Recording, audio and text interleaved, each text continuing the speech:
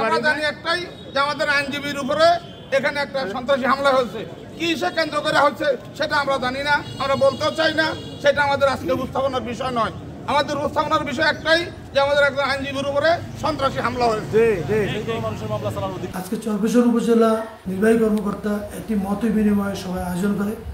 সেই মত বিনিময় সভায় চরপেশনের এডিশনাল জিপি এবং এডিশনাল পিপি দুজনকে আমন্ত্রণ করে এবং আমরা মত বিনিময় সভায় যোগদান করি।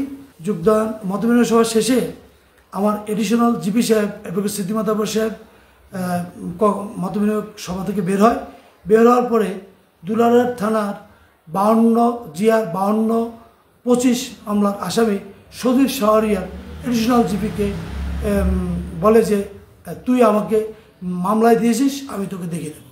তাৎক্ষণিক এডিশনাল জিপি বিষয়টি আমাকে জানায় এবং এডিশনাল জিপি এবং আমি বিষয়টি পুলিশের ঊর্ধ্বতম কর্মকর্তাকে অবহিত করি যে এরকম একটি জিআর মামলার আসামি যার বিরুদ্ধে একাধিক অভিযোগ আছে, সে উপজেলা কমপ্লেক্সে এডিশনাল জিপিকে এবার হুমকি দেয় তাকে যেন আইনের আওতায় আনা হয়।